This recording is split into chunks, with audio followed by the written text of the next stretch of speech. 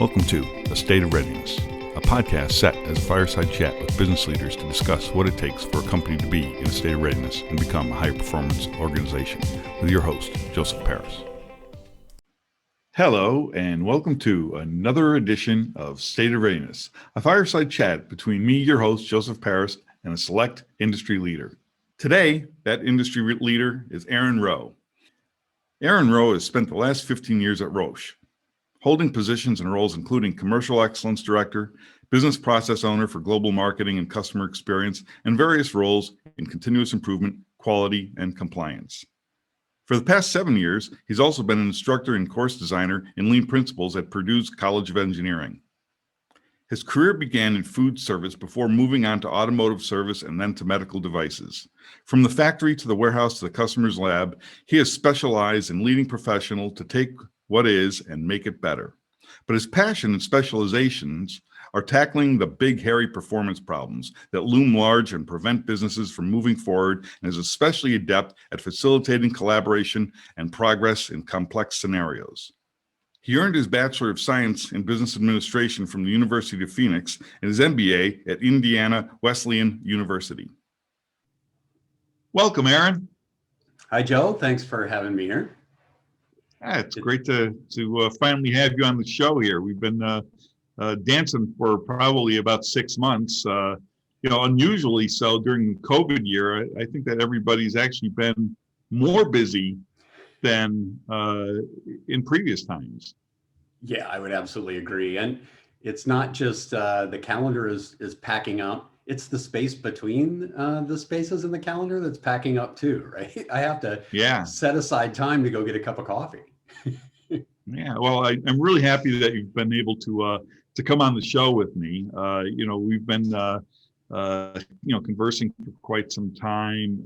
You have some wonderful experiences, and I think that the audience, will benefit from the wisdom you're about to share today. Wow, thanks. That's a high bar.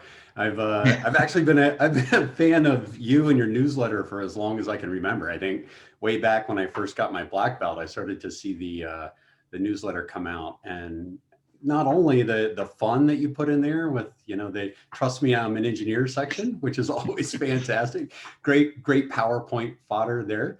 But just the consistent, dedication and wisdom that just keeps coming, right? It's that foundation that helps you get set and reminds you what you're thinking of, right? It's been a fantastic, gift for me. So thanks for sharing that. Well, thank you very much for that feedback. I try to cast a wide net with the material that I include in the newsletter. I have the Trust Me, I'm an Engineer. And by the way, looking at the click reports, it's like, it's even better than my article, which is at the very top. People will scroll all the way down to the bottom to see this. It's almost like the cartoon section in the newspaper, which is like buried in the classified ads. You have to really read the entire newspaper to get to the entertainment, if you will. But one of the things I really enjoy about the newsletter is what I call thought food. The section called Thought Food, where we're all very smart people, and we're voracious readers. In our discipline, continuous improvement, right? I mean, if you're into continuous improvement, that means that you are always seeking new knowledge. And I like to find these pieces of wisdom put out by other organizations, because I think that it really helps the audience. The whole newsletter is about driving value to the reader. So I appreciate that a great deal. Thank you for that. Yeah, you bet. So you've been around, doing the continuous improvement game for quite some time. What got you into it? Yeah, great question. I got into it unintentionally as an intern straight out of tech school. Literally, Joe, my job was weighing drops of water. As I was validating these medical devices, and so for weeks on end, I was just weighing drops of water as they came out of these devices to show the standard deviation and to show that it was a consistent device. Well, through that process, as this tiny company was being formed, they were starting to bring in a bunch of smart people from around the country who were in organizations who had already started to take the lean turn. And so I think my first introduction was just getting down to small batch sizes. I was in the habit of building up 10 at a time, and and then filling 10 at a time, and then testing 10 at a time, and then recording 10 at a time. And one of the guys sat down next to me one day during a break and goes, I can show you how to do that better. I'm like, yeah, whatever. Right? I put my little headphone back in, and sure enough, he grabbed 3 at a time. And we just sat there, and couldn't have been more than an hour, whatever our lunchtime was. He was ahead of me. I mean, I did this. This is all I had to do full time. And he was just smoking me. And so I started to take the turn. It wasn't really institutionalized for me then yet. I was just getting to see how big the concept of flow was. From there, it just kind of took off, right? Now, I have a follow-up question for that, though. When I was in the 1990s and I was doing a lot of ERP systems, we did not like setup times. Setup times are non-value add. And whenever you're doing a changeover, there's a setup time involved. Yeah. So I'm wondering why smaller batches are more efficient than larger batches, considering there's more setup times involved in each of the steps that you mentioned. Yeah, there is more setup time involved in it. And there is a break-even point where the setup time becomes equal to your batch size. And I tested this over time, if I started to try and run 1 or 2 instead of 3, then I wasn't hitting it. It started to slow back down again. And if I tried to do just 1 at a time all the way through and ignored some of the machine time, and this is really the secret to how he was making this small batch work, is he was leveraging the machine time as the water was dropping and as the balance was calculating to set one up. And for me, that was just wait time. And right, because I had spent all this time setting it up, and then I was in this frame of mind, and then I was in that frame of mind. And what I think it's sort of twofold. So one is he was leveraging this machine time. The other was, Joe, I think there's a mental changeover. So, the idea, what I've read recently is that the idea of being able to multitask is, right, it's a misnomer. You can't really do it. You're really micro switching. And mentally, you have to shift back and forth between 2 different things. Well, there comes this point where switching back and forth between, setting up and then doing, and then that becomes its own problem, right? I have to generate the mental energy again. I have to generate the emotional energy again. And so my first and last pieces are never as fast as the middle pieces. They're never as efficient, even if I'm doing it all day long. So if I break that down to the right point in time, then I leverage machine time and I reduce the mental changeover time, because my sequence becomes do one all the way through. And right. I don't have to change. Does that make sense? It makes sense, because you're actually leveraging into the actual setup time itself, while your previous or your next step is settling, if you will. I mean, is finalizing. So, what I'm hearing is that, early on you learned, quick changeovers and single minute exchange of dies, like, 2 fundamentals of lean, and you're hooked from there, right? Yeah, no doubt about it. So once you discovered that secret sauce, what was your next step? I mean, that was the thing that gave you the light bulb over your head. Aha, it's like, wow, this is really cool. What was next? I mean, what made you take that next step? And what was that next step? Yeah, so I was comfortable, right? At this point, I was literally in a garage shop. We were validating our first ever instrument. Well, that started to take off, and that I would think I was employee 12 or 13 in that small company, and eventually we started to sell product, and it started to go crazy. And you put on a lot of hats at that point. I did receiving, I did reagent manufacturing, I did instrument manufacturing, I did quality. It goes on and on and on.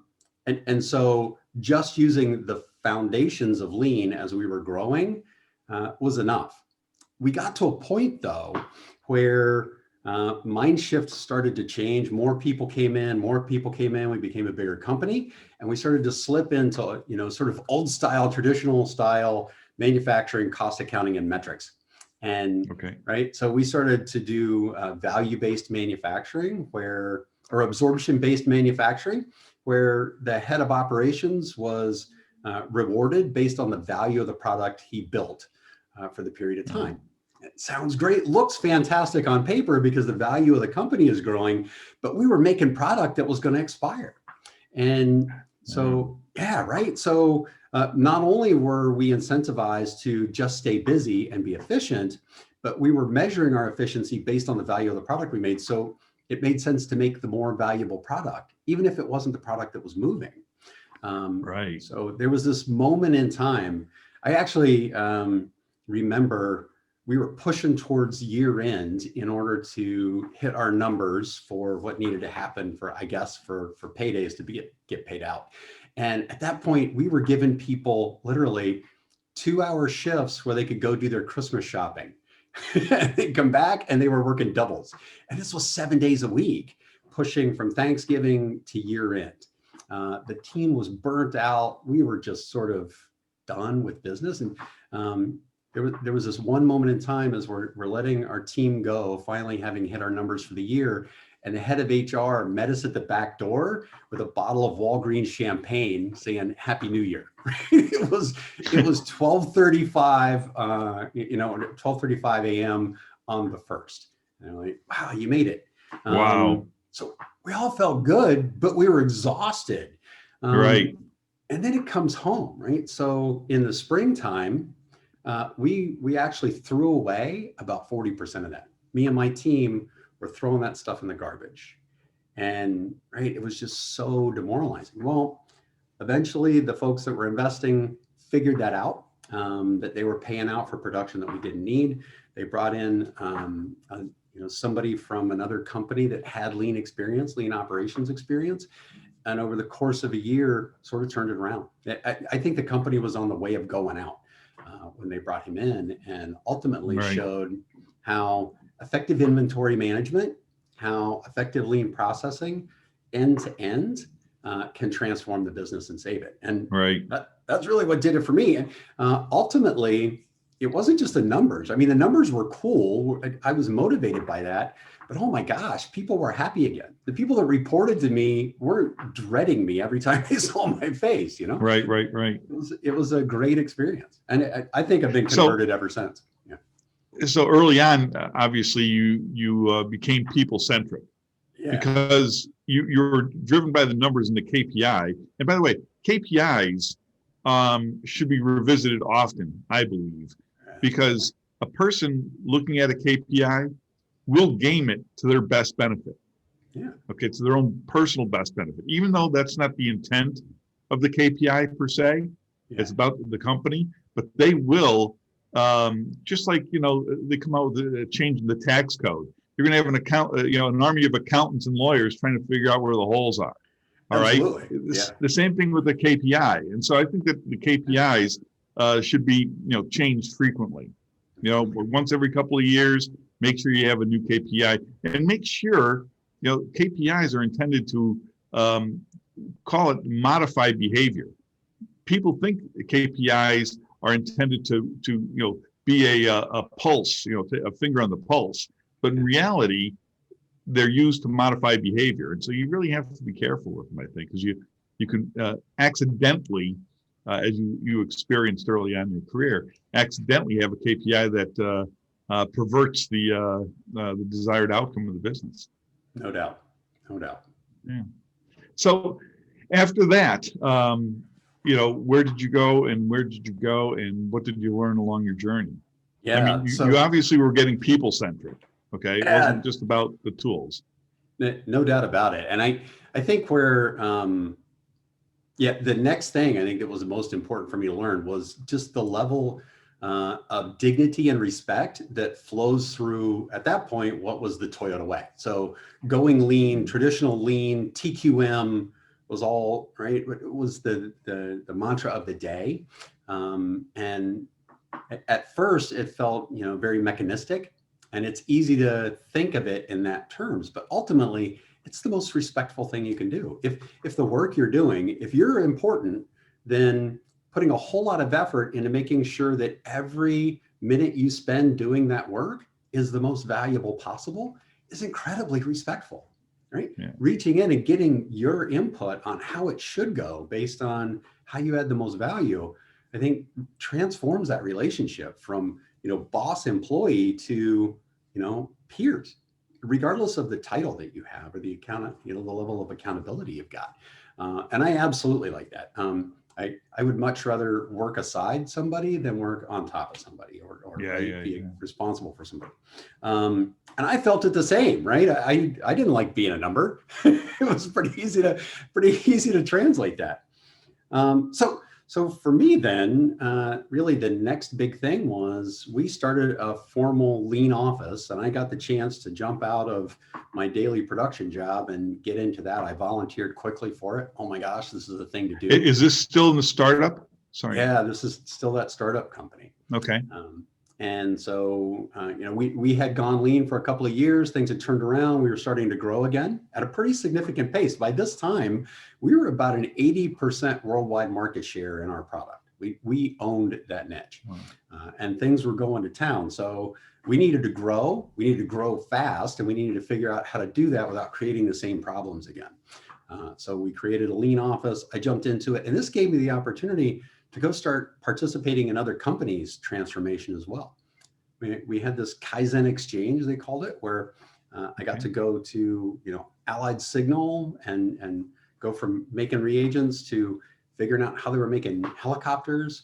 Got to go to some automotive plants and other places, hold events, lead people through it, and participate in their transformation as well. And it really just opened my mind to the universality of operational excellence. That when you get beyond the idea of just being lean, of just taking out the waste, then there's still the position of what are you after, right? And I think this KPI thing leads to it as well. What is the goal, right? Right.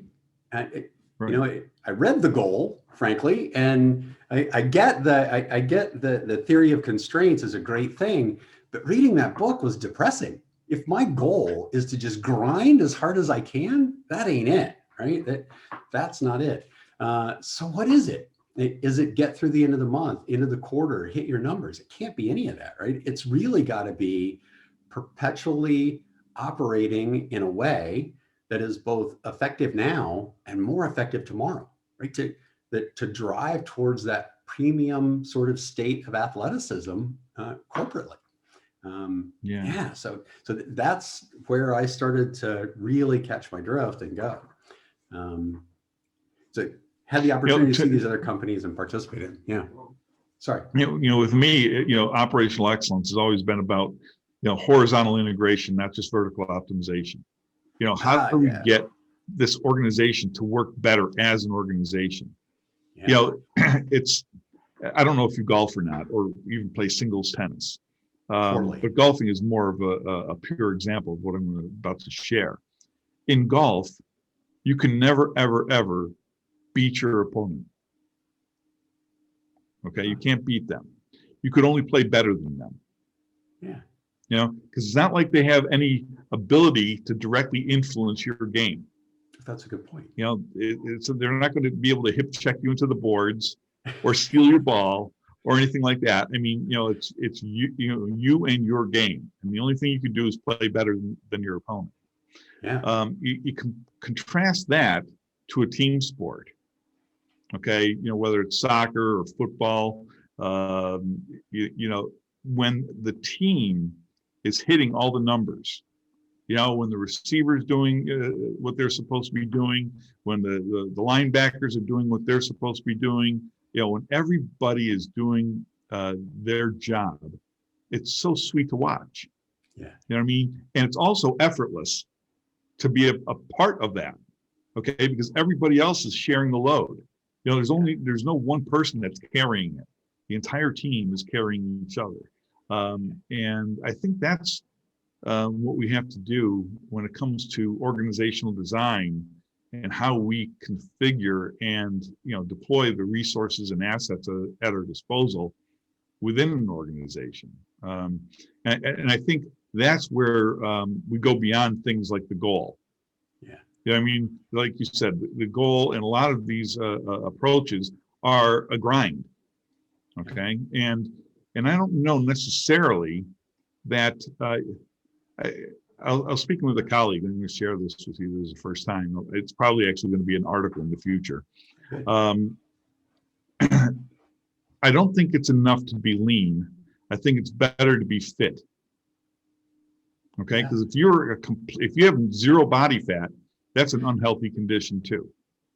Okay, That's a good point. I was just reading in the Guardian. Not that I'm a big Guardian fan, but it came out of the UK that the Toyota plant in the UK is closing down for a couple of weeks because they have no inventory. Okay, the supply chain has been disrupted because they're only carrying a couple of days worth of inventory. Now, think about this. Wouldn't it make sense on critical items to carry some body fat? Okay, because there is going to be disruptions in the supply chain. Globalization has only been around for a couple of decades. We don't know what we don't know yet. Yeah.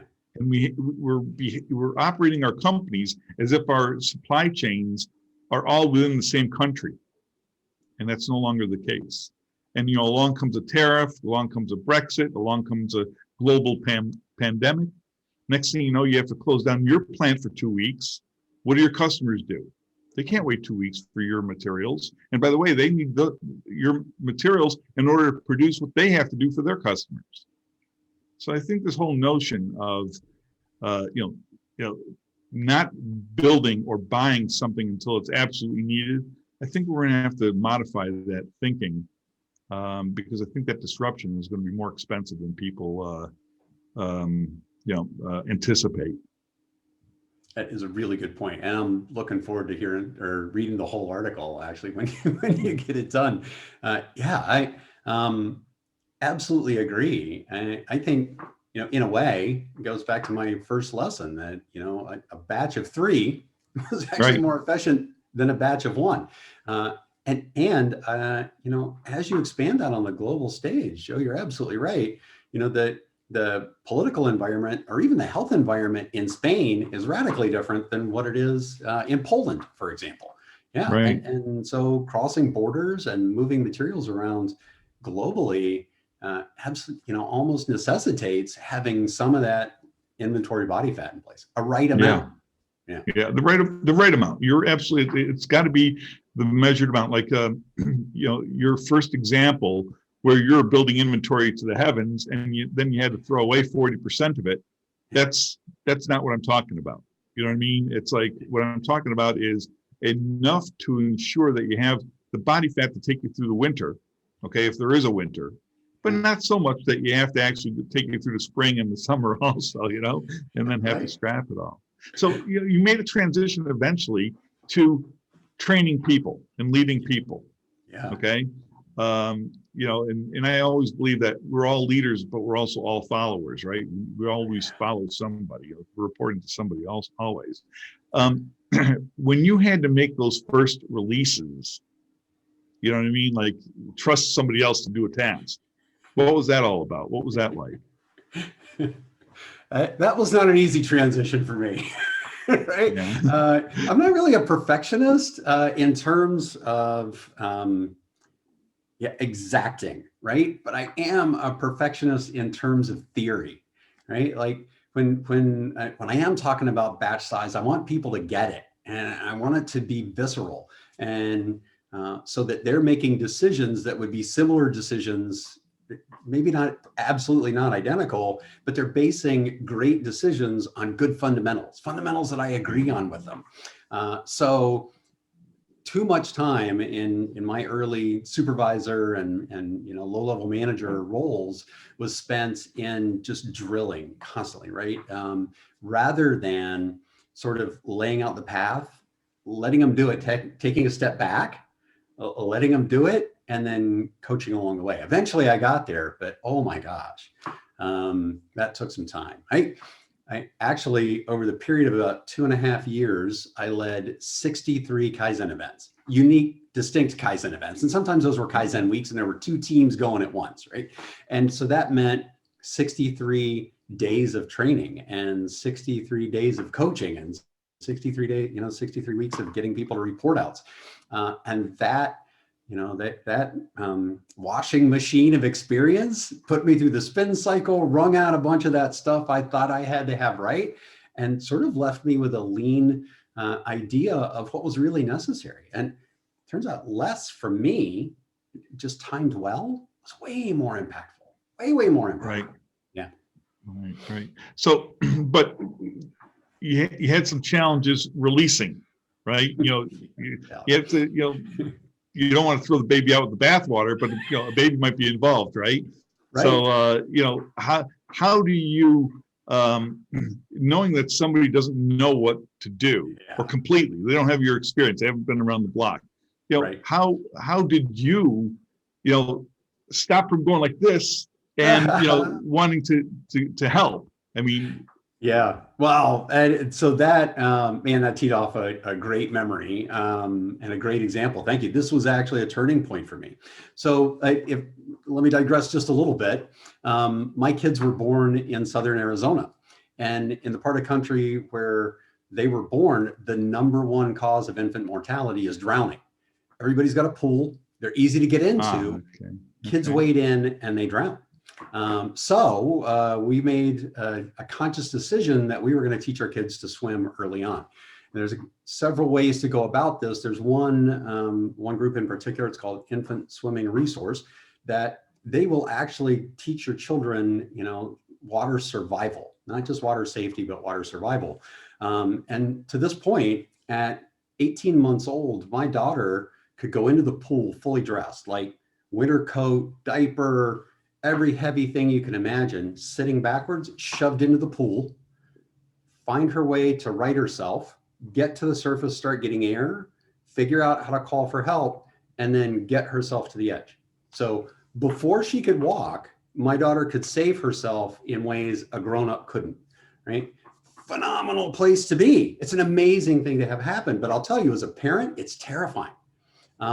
So you watch your kid get shoved in the water, and this is not easy, right? They really think they're dying, right? They are screaming, they're crying, everything inside of you is pulling out. Well, they teach parents first. So this company has gotten smart, and they teach parents first that how we react will be how your children react. So they're going to look to you, and if they're looking at you and you're freaking out, they're going to freak out. If they look to you and you're like happy and smiling and it's disjointed, they're going to freak out. If they look at you and you're calm faced, this is, you're just kind of looking at it like this is the way it's supposed to be. You're breathing deep, you're watching them happen, you're keeping a calm face, they'll figure it out. They'll find their own making sure there's eye contact, you know what I mean? Yeah. Let them see that you're there. Let them get a sense that this is kind of on purpose and you can handle it, right? Yeah. And that taught me, honest to God, that taught me how to manage. So when there's change, especially when you pop into an environment and you start telling people, hey, look, the way that you ran this part of your business every day for the last 5 years, we're going to switch it. And in the course of a week, we're going to wipe out all the tables you used to work on. We're going to put in new stuff. People you never talked to before, those people from the other departments, they're going to come in and find a better way for you to do your job. People freak out, right? I would. And so as a manager in that area, then my job was to do the same, to stay back, realize in advance, hey, this is going to be traumatic. And traumatic means people will say and do and feel things they wouldn't normally do. So the best way to help get them through it, let them know it's coming. As it's happening, be there, recognize that it's coming, and then just be that external sort of bellwether. It may sound simple, but the real lesson is detachment, right? Don't be too involved. And leadership in this case is just being present. Right. Yeah. So you've been in the game for a few years. Yeah. Okay. You've seen some things, you've done some things. What is something that you aspire to yet achieve that you haven't yet achieved? Wow. That's fantastic. I think at some point, I don't know where this ever goes, but I kind of want to be able to start from ground zero again. I would love to go back to that, that early moment in time as things started to grow, and make the right decisions the first time and be accountable for those right decisions and have the skin in the game. I think it's the ultimate test. I get a little bit of sense of that, and I feed that desire, that hunger, by working locally with some small startup companies and help them make those decisions. Still not quite the same, right? Well, yeah, because you're on the outside. You know what I mean? Yeah. You're not deep on the inside. You're a mentor, not you don't really have that much skin in the game, if you will. Right.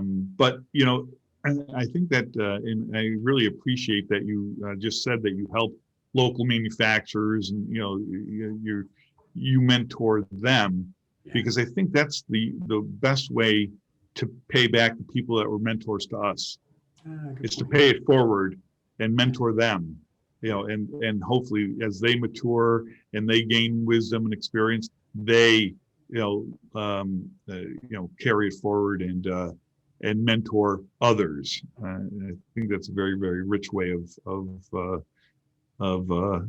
honoring the people that helped us early on. Yeah. Wow. Well said. Yeah, so get to the speed round here. A couple of just real quick questions. Who is a person that you look up to, and why? Wow. Hopefully this isn't a cop out. My sister. I've got two sisters, but my older sister, she actually lost her husband when she had 3 children that were preteen. So. And so very powerful moment in time for everybody. She had always sort of been the bellwether of doing the right thing, and kind of was headed down one of these paths, and life just threw her this massive curveball. No one could have imagined it. And she's just sort of hunkered down, went down to what was really critical to her, focused on keeping things as normal as she could, especially for her children, and started to make them a priority for a while. In the meantime, in the background, realizing, she's got to be more than mom if she's going to be everything that they deserve and that she deserves. She started her own business. So fast forward. Not even a job, her own business. Oh my gosh, right? Yeah. She started this interior design business, and there were nights when the kids would be done with homework and should be sewing curtains on her dining room table for the place she was going to go do an install at. And you go to talk to her, she's never stressed out. She's kind of in that zone. So fast forward, 20 years now, her oldest daughter is PhD'd. Her son in the middle has got a very successful IT career going. And her youngest one is now head nurse in the neuro wing at a local hospital. And her business is just off the charts, right? So, they say, you can tell people, tell the quality of people's works by their fruits. It's there. And then, when you go to talk to her, it doesn't matter what you're talking to her about. She never hands you her problems, right? It's just, she engages in the moment, she leads you out. And for me, that's kind of been my bellwether. She's on the other side of the country, but I can look to her and go, man, if she's doing that, I can do this, right? Wow, that's a great story. That's a great story, Aaron. Thanks for sharing that. That's kudos to her. Wow. That's to overcome that level of adversity under the circumstances. Okay, to lose a spouse is one thing. To lose a spouse with 3, young children, with college, and having to maintain a roof over your own head, and et cetera, and then having the guts to start your own business in the midst of all that. Well, kudos to her. Should have her on the show. Yeah, maybe you will, right? I'll send you a link. It's super. Yeah, I'd like to learn more about that. So, if you had a do-over, one thing, one of the things I like to think about this podcast is that a lot of people that are young in their careers listen to it and watch it, and we pay tuition to the University of Life, with experiences that we have not had before, and that maybe we approached it in a way that we would have approached differently if we had the experience. So if you had one do-over, or two if you had to, what would they be? Yeah, I could go. This one could go on forever. I'll try and keep it short. I think the first big lesson that I would do differently is I wouldn't chase the title. I had it in my head that achievement in terms of moving up the chain was really achievement towards, what I wanted to experience and what the value I could actually bring to the world. I confused my job with my product.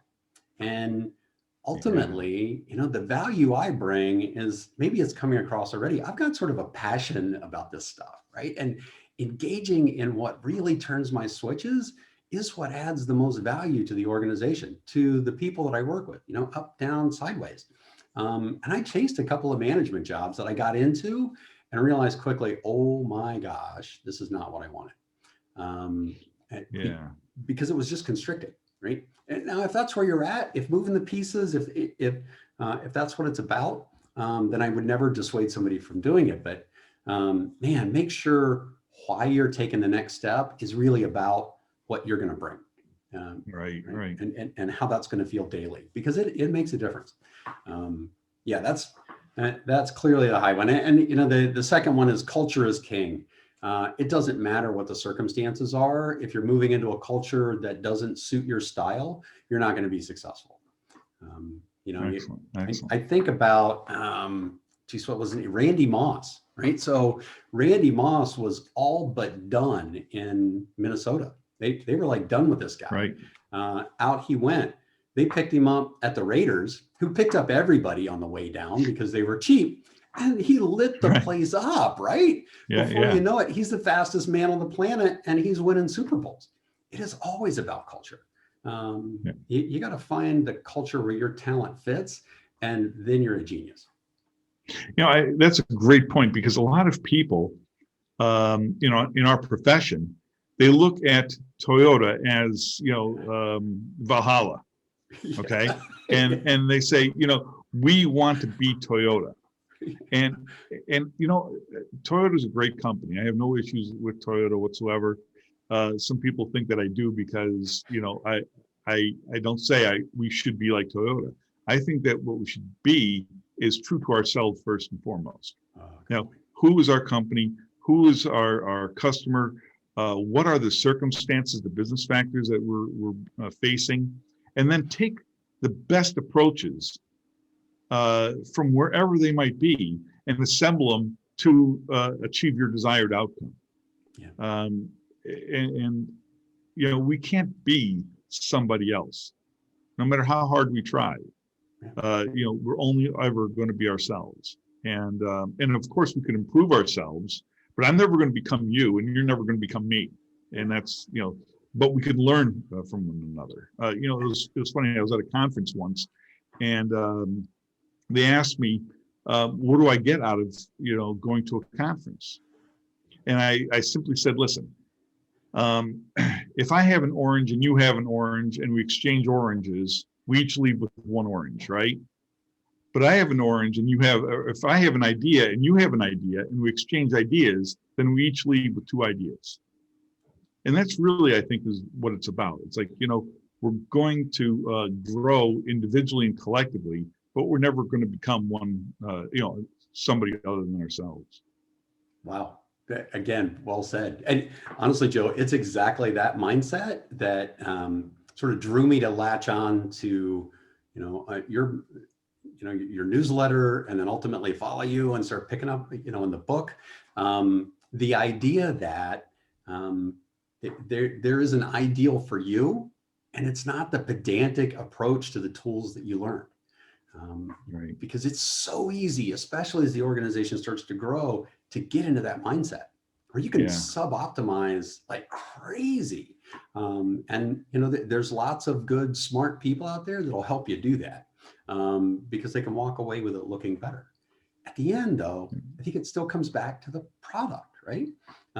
This is I teach at the university level as well. I teach lean, and the first place we start, and we spend a lot of time here, smart professionals get engaged in this course, is to talk about your product. What is your product and who is your customer?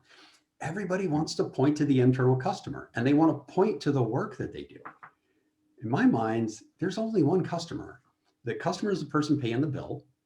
And if I optimize for the person to my right or to my left, it would be like a football team who optimizes for the guy next to him instead of moving the ball, right? Right. We all have to agree that this is the goal, and we all need to work together to optimize for the customer, not for each other. Yeah, absolutely. And it's reflective of that over-the-top pedantic approach that I think you sort of skewer, right? Which is probably why people think you hate Toyota. It's because, well, Toyota's great for Toyota, but you know, GM shouldn't be Toyota, and we shouldn't be Toyota either for that exact reason. Or even worse, Apple shouldn't be Toyota, or Novartis shouldn't be Toyota, or you know, it's like, you know, people that not only Toyota should be Toyota. And the further you go away from automotive, the more removed you are going to be from being an automotive company, right? So I really think that we have to just look at what we are trying to accomplish and make sure, you know, our most valuable asset are the people that work with us. You know, I mean, that's by far the most valuable asset. And we have to invest in them so that they could always you know, and personally grow. Okay, because if they're not personally growing, they're going to go. All right, it's like if they're not satisfied with their career trajectory and they're not feeling loved and supported, they're going to leave. So we have to invest in these people to the extent that they want to be invested. Like you made mention that you don't want to be a manager. You want, you know, you like turning wrenches. You know, and you know, and there's people that don't want to turn wrenches, but they're great managers. And I think that you know, water has to seek its own level. You know, we have to again get back to being true to ourselves. And what is it that we're good at? What is it that we love to do? I'm going to share with you a story here about one of my guys that works for me. He was employee like number 2. He started in January of 1986. Okay, still with me. All right. In that entire time, and he's the IT, the person that does all my IT work. During that entire time, he's probably taken, and I'm not kidding you, probably at most 12 weeks of vacation in that entire time. That's not because of me. All right. In fact, as a company, you know, I'm a knowledge-based company. I stopped actually tracking vacation for my company just after the year 2000. Okay, you know, I don't track vacation. We don't have vacation days. We don't have sick days. You know, you want to work, you work. You don't want to work, you don't work. Okay, if you're done, you could leave, as long as the client is happy. Okay, as long as we're hitting our deliverables. If we're a knowledge-based company and you're done at 3 o'clock in the afternoon with everything that has to be done, why should you be chained to your desk for the extra couple hours? Right? It serves no useful purpose. Right. So, you know, this gentleman loves computers so much that when he leaves work, he's got a whole room of every model of computer you could probably think of. And he plays with computers all night long.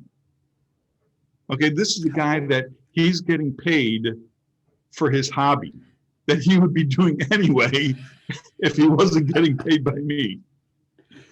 Right? And that's, oh my God. You know, that's it. Yeah, you know, my father said when I was growing up, if you love what you do, you'll never work a day in your life. And it seems like you have found that niche. Yeah, I think we all want to believe that, right? And there's another part of us, right? Which is maybe it's the older brother voice that says, yeah, but you can't really do that. Go get a job at the car wash, right?